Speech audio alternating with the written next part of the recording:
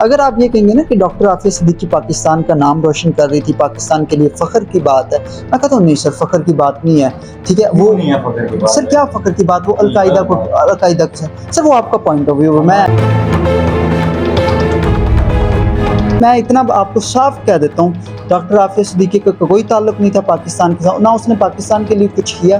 वो अलकायदा के लिए सब कुछ कर रही थी और उसके शौहर ने खुद कहा कि जो हमारे डिवोर्स की वजह बनी वो यही थी। आपने जो उनको क्रिमिनल कहा है उनको जवाब दें, वो आपने क्यों कहा है, उनकी दिलाजारी हुई है, इसका आप जवाब एहतशाम भाई ने जब डॉक्टर आफिया सिद्दीकी को क्रिमिनल कहा है तो इन्होंने पूरी दुनिया में, मैं कहूँगा कि इंटरनेशनली उन लोगों को टारगेट किया है जो कि हर रोज़ डॉक्टर आफिया सिद्दीकी की रिहाई की आवाज़ उठाते हैं। वो बैनर्स लिए फिरते हैं, एहतजाज करते हैं कि रिलीज़ डॉक्टर आफिया सिद्दीकी। इन्होंने टारगेट किया है डॉक्टर आफिया सिद्दीकी के ख़ानदान को। उनकी दिलाजारी कितनी हुई होगी कि एक पाकिस्तानी, एहतशाम भाई आप पाकिस्तानी हैं, एक पाकिस्तानी होने की हैसियत से कौम की बेटी को जब क्रिमिनल कहेंगे, जबकि सारे उसको जो है ना रिहा करने में लगे हुए हैं।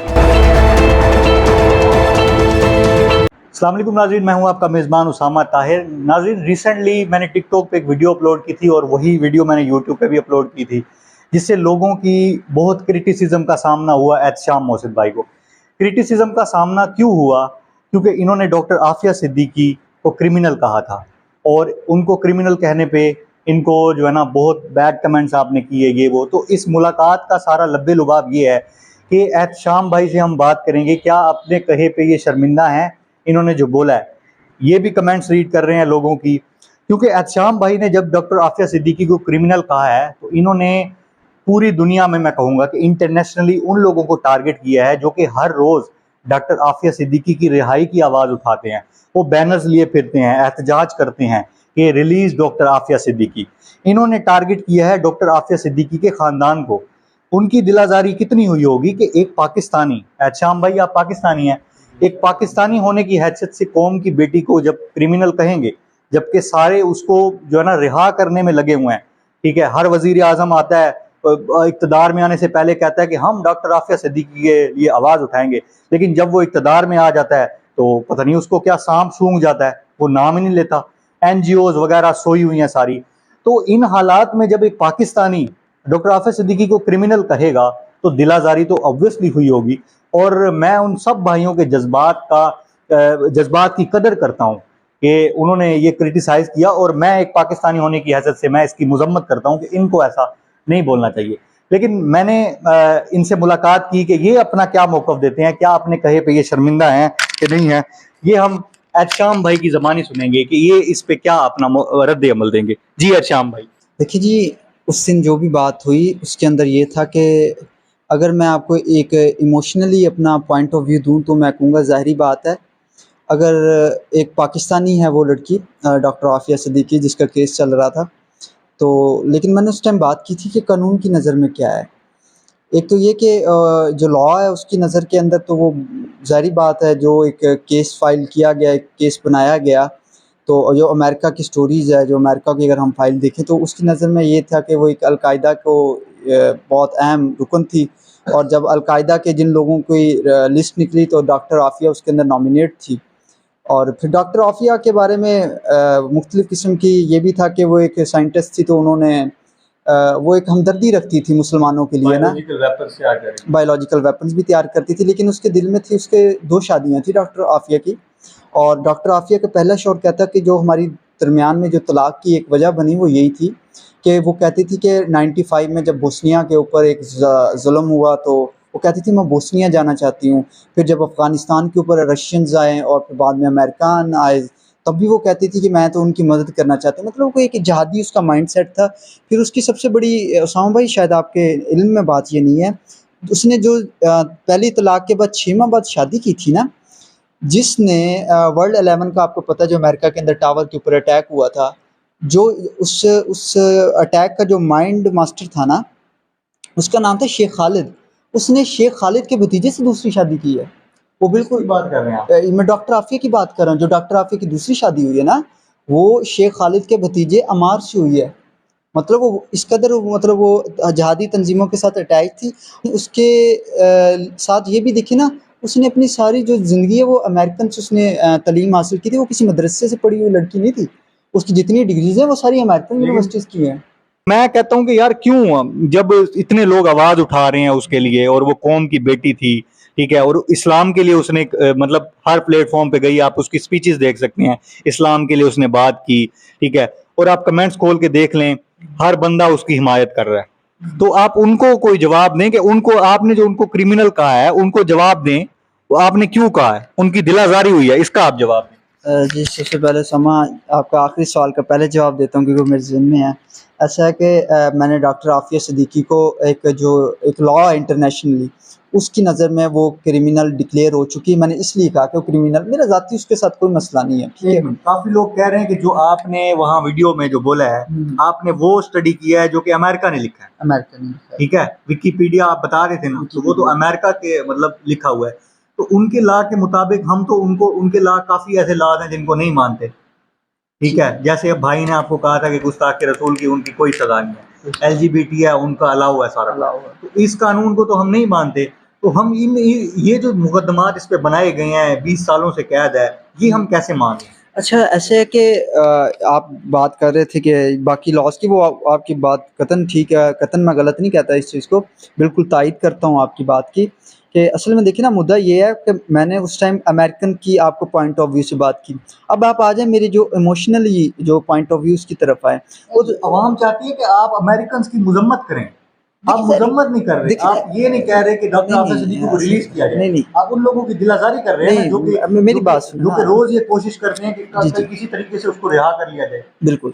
असल में जौन सी आपने बात की ना, यही बात मैं भी कर रहा था कि ये मेरी इमोशंस के अंदर आती है कि डॉक्टर को, आफ़िया सिद्दीकी को रहा कीजिए। अच्छा, फिर भी उसामा मैं आपको बताता हूँ, समझ लें क्रिमिनल है, लेट करते हैं। तो लेकिन यार उसके ऊपर केस क्या था जी कि उसने न्यूक्लियर बनाया, फिर उसका एक बच्चा था, वो उसको साथ खुद को उड़ाना चाहती थी। उसने उड़ाया नहीं, ठीक है? हम अमेरिकन्स लॉ को रख लेते। फिर उसने ये कहा कि जी अमेरिकन्स कहते हैं जब हमने रेड किया तो इसने हमारे ऊपर अटैक किया, एक्सचेंज ऑफ फायर में हमारा तमाम लोग सेफ रह गए, और इसने, इसके स्टमक के अंदर एक गोली लगी थी, ये ज़ख्मी हो गई थी, ठीक है? फिर हम कहते हैं कि यार चले मान लिया उसने आप पे हमला किया, लेकिन 86 साल तो उसकी सज़ा नहीं बनती ना, पनिशमेंट नहीं मिलती। तो ये किस कायदे कानून के लिए है? लेकिन हमारी इमोशंस उसके साथ है। लेकिन मैं एक बात आपको फिर साफ कहता हूँ, अगर आप ये कहेंगे ना कि डॉक्टर आफ़िया सिद्दीकी पाकिस्तान का नाम रोशन कर रही थी, पाकिस्तान के लिए फ़ख्र की बात है, मैं कहता हूँ नहीं सर, फ़ख्र की बात नहीं है, ठीक है? वो नहीं है फखर की बात सर क्या फ़ख्र की बात, वो अल-कायदा के साथ, सर वो आपका पॉइंट ऑफ व्यू है। मैं ये जो है ना वो वेपन तैयार कर रही थी पाकिस्तान के लिए, पाकिस्तान के लिए पाकिस्तान की तरक्की के लिए कर रही वो थी। नहीं सर, आपको तो फिर आप उसी बात पे आ गए, पाकिस्तान के लिए कर ही नहीं रही थी, वो अफ़गानिस्तान के लिए कर रही थी। अल-कायदा की जो रुकन थी, अल-कायदा का पाकिस्तान के साथ क्या ताल्लुक? सर हमने तो जंगें लड़ी हैं, ऑपरेशन लड़े हैं तालिबान के खिलाफ, टीटीपी के खिलाफ लड़े, हमारी मस्जिदें महफूज थी, हमारे मदरसे महफूज थे, हमारे बच्चे महफूज थे, हमारे कॉलेजेस महफूज थे, हमारे थाने महफूज थे, हमारे चौक बाजार गलियां महफूज थी, हमारे बच्चे तो एजुकेशन नहीं हासिल करने थे। सर हमने जितनी अमेरिकन घुसा अफगानिस्तान के अंदर, रशिया घुसा, उनको पता था कि ये जो हमारे सामने खड़े हैं ये सारे के सारे दहशतगर्द हैं। सर जब हमने बन्नू में ऑपरेशन शुरू किया, हमने खैबर एजेंसी शुरू किया, हमने मोहम्मद एजेंसी में शुरू किया, सर हमें बेतहाशा हमें चुनना पड़ता था कि ये टेररिस्ट है या नहीं। सर आपका दुश्मन सामने खड़ा हो ना, ये इंडिया खड़ा है, हम इधर से रॉकेट मार देंगे, लेकिन जब आपको पता होगा ना 150 बंदे के दरमियान में एक टेररिस्ट खड़ा है, सर वो जंग लड़ना बड़ी मुश्किल होती है। हमने वो जंग लड़ी है। सर आप फिर क्वेश्चन पाकिस्तानी अवाम ये करती है कि फ़ौज ने कौन सी जंगें लड़ ली हैं 1919 के बाद। सर फौजियों से पूछो, फौज कहते हैं हम तो एक दिन नहीं बैठी, कभी हम दहशतगर्दों के खिलाफ लड़ रहे हैं ऑपरेशन, कभी हम 5 वॉर की लड़ रहे हैं। हमारी फौज तो 20 साल से घर ही नहीं बैठी, हमने कितने ऑपरेशन लड़ लिए। APS के बाद ज़रब अज़ब आपने स्टार्ट कर दिया, फिर रुद्दुल फसाद कर लिया, मुशर्रफ।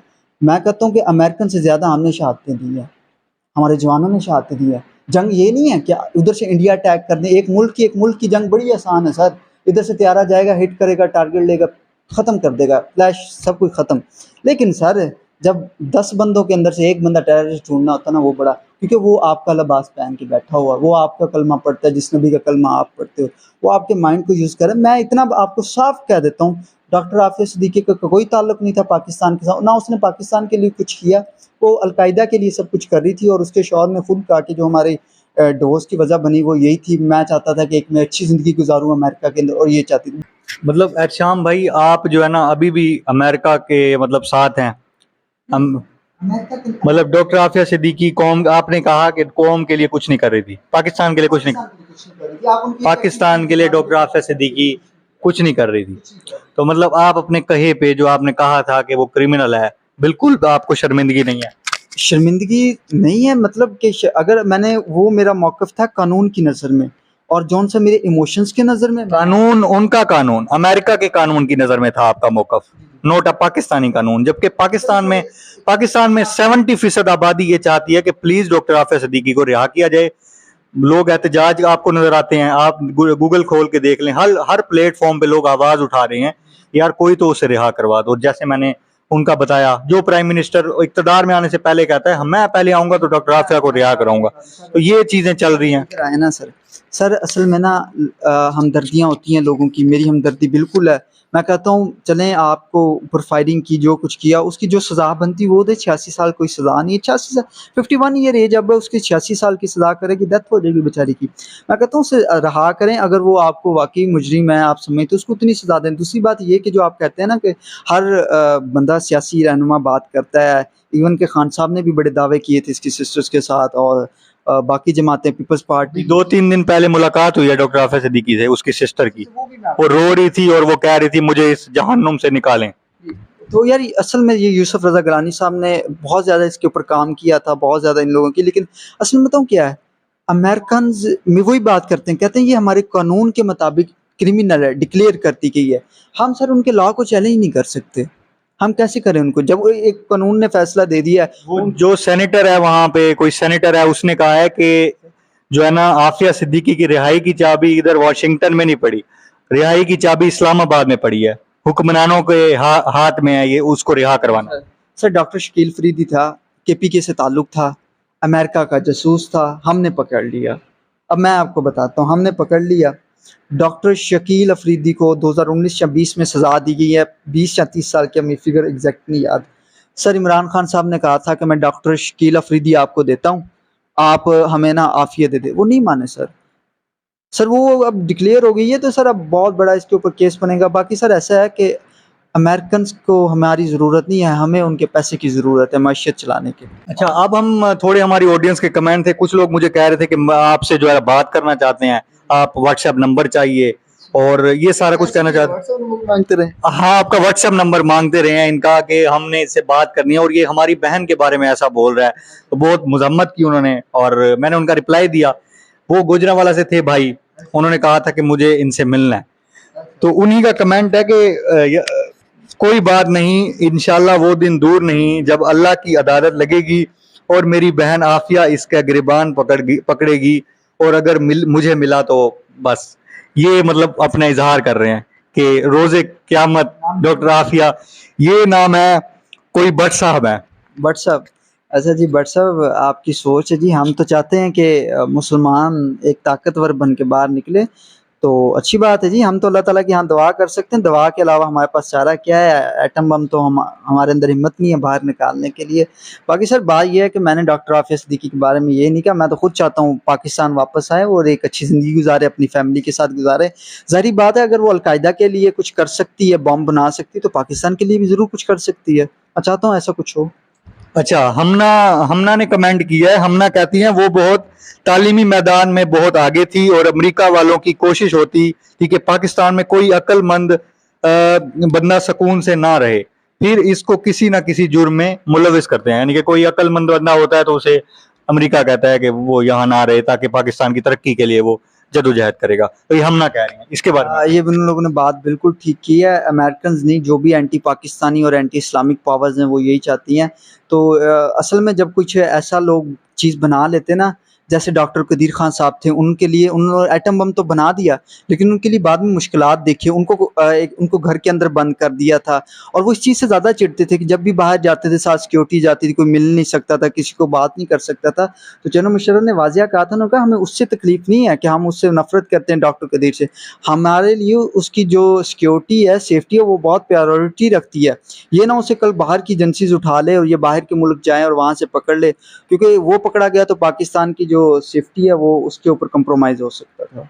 तो ज़ाहिर बात है, तो डॉक्टर आफिया के लिए भी तो ऐसे होगा, लेकिन उसने पाकिस्तान के लिए कुछ नहीं किया। उसने की सारी कोशिशें, वो अमेरिका में रहती थी और अफ़गानिस्तान में रहती थी, यहीं उसका घर था। पाकिस्तान वो कभी-कभार आती थी। अच्छा जी, लास्ट कमेंट हम लेते हैं। बहुत सारे कमेंट थे, मैंने कुछ सीधा-सीधा जो कमेंट्स हैं वो डॉक्टर साइमा क्या कहती हैं? डॉक्टर साइमा कहती हैं आफिया बहन पे झूठे इल्जाम लगाए हैं, साबित कब हुए हैं? और कानून को इतना मानते हो, फिर रेमन डेविस को सजा क्यों नहीं दी? मुजरिम तो वो भी था। रेमन डेविस के ऊपर मेरा बहुत बड़ी रिसर्च है, वैसे मैं आपको बताऊं। ये 2011 में पकड़ा गया था, तो इसके ऊपर सारी ये स्टोरी है, कभी लंबा टाइम मिला बताएंगे। असल में जो रेमन डेविस थे ना, मैं पंजाबी में एक बात करूं तो उन्होंने साई खसम सी, जिनके साई खसम होते हैं ना, उनको ले जाते हैं छुड़ा के। असल में पाकिस्तान को कोई वारिस नहीं है, तो इस वजह से हम नहीं कुछ कर सके। रेमन डेविस को तो 28 दिन रखा था, और जरदारी साहब की गवर्नमेंट थी, ले गए थे जहाज के अंदर। और रेमन डेविस खुद अपनी बुक में लिखता है, कहता है कि जब तक जहाज उड़ा नहीं था, मुझे यकीन नहीं था कि मैं अब चला गया हूँ वापस। वो सारी एक गेम हुई थी, ये सारी एक लंबी रिसर्च है, मैंने पूरी बुक पढ़ी है इसकी। खुद इसने एक एक दिन का अहवाल लिखा है, मेरे साथ क्या हुआ था। और सर बाकी ये है कि वो उनका बंदा था, वो ले गए हैं। लेकिन जो लोग यूज़ होते हैं, जैसे मैं और मुझे अमेरिकन यूज़ कर ले, वो फिर डॉक्टर शकील अफरीदी जैसे लोग बन जाते हैं। उनको 20-20, 30-30 साल की सजाएं भी पाकिस्तान दे देता है। बस यही बात है। ठीक है, तो यार श्याम भाई ने हमें अपना ये कहा कि वो जब मतलब मुलाकात इनसे हुई थी कि वो इन्होंने जो कहा था कि क्रिमिनल है, अभी भी ये उसी बात पे कायम है कि मैंने जो कहा है वो ठीक कहा है, उनके कानून के मुताबिक वो क्रिमिनल है। बिल्कुल अर्शाम भाई शर्मिंदा नहीं है उनके कानून के मुताबिक। तो अर्शाम भाई, आपके कीमती वक्त का शुक्रिया। एंड पे आप अपनी जो है ना राय ज़रूर दें कि इन्होंने अब जो गुफ्तगू की है इसके बारे में भी आप अपनी राय दें। तब तक के लिए अल्लाह हाफिज़। और आप मेरे यूट्यूब चैनल को सब्सक्राइब करें और टिकटॉक पे मुझे फॉलो ज़रूर करें। अल्लाह हाफिज़।